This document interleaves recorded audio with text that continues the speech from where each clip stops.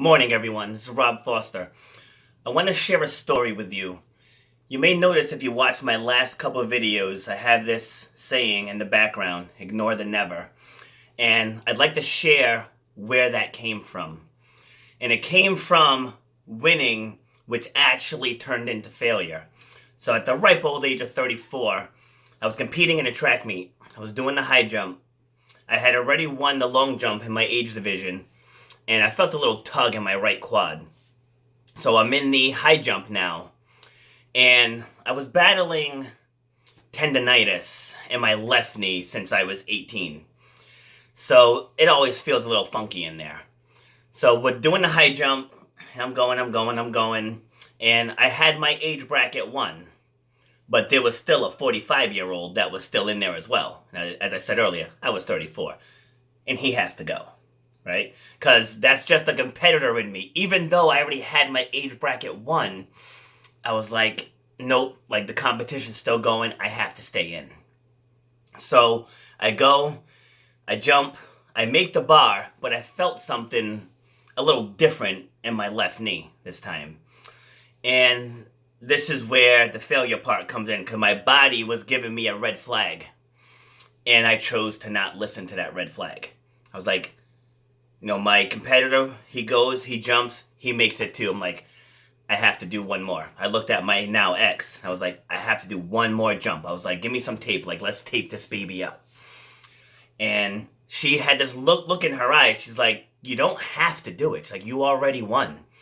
And I was like, but this is a competition, and there's still a competitor. And he's older than me, right? Like, and I let this old guy beat me. So I'm 44 now, so now I'm the old guy when I'm out there competing. But, so, on my next jump, I have a good stride going, the breathing's on point, I hit my mark, I'm ready to explode up, and then suddenly I'm on the ground. I kind of blanked out for a minute. I may have seen Jesus, and when I come to, I realize my kneecap is a third of the way up my quad. Like, no word of a lie. It completely separated. And thank God I couldn't feel it. It instantly went numb. But that was the worst case scenario for that moment, because I already had the event won. And I let my ego drive me to failure now. So even though I won, I still lost. Because now I'm getting put into an ambulance. I have a brace on. I'm going to get choked up on this part. So I get to the hospital, and the ER doctor comes in, and he's only in there maybe 15 seconds. He looks at my knee, and he tells me, oh, you'll never run or jump again. I was like, wow, just like that? I just started my fitness business. We were doing a lot of outdoor trainings. I was supposed to compete in the Masters championships for track and field. All that came crashing down when he said those words. And I let it get to me. Tears pouring down my face. All because I had to take one more jump. It's like, I already had the event won. I already had the gold medal. My body gave me the red flag. But I had to keep going, and then I paid the price. So it affected my family. It affected me personally. It affected my job. It affected my new business venture. Like, it affected a lot of things. But from that, ignore the never was born. Because you take that, when that doctor said to me, you'll never run and jump again.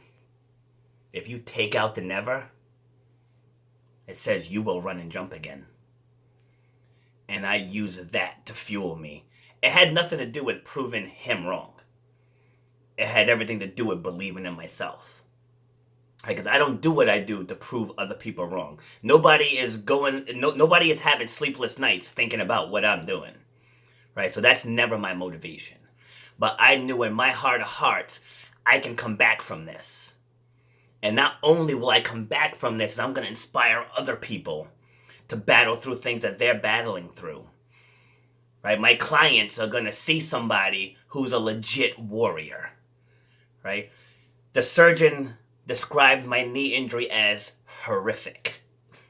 He used those exact mannerisms. He said, Mr. Foster, when I opened that knee up, he says, it was shredded. It was horrific. He went just like that. And when I got dismissed from physical therapy, they had told me it was going to be 18 months of physical therapy. I got out in 4. Because I took what they gave me and I ran with it tenfold.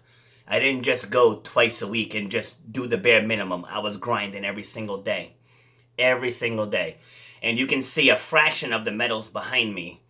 Since that diagnosis, since that day, I ran 113 races, including the 30-mile Spartan Ultra that I just did in November down in South Carolina. So from that moment of triumph to failure, back to triumph, and then a whole business and a whole movement was born. Because you're going to see this, and I already trademarked it, and I bought the domain already, so I'm trying to run off with my stuff. But that's going to turn into a global brand. Mark my words. So that day where I hit the ground and my world collapsed around me, it actually didn't collapse. A new world formed around me. Thank you guys for listening to my story. Have a great day.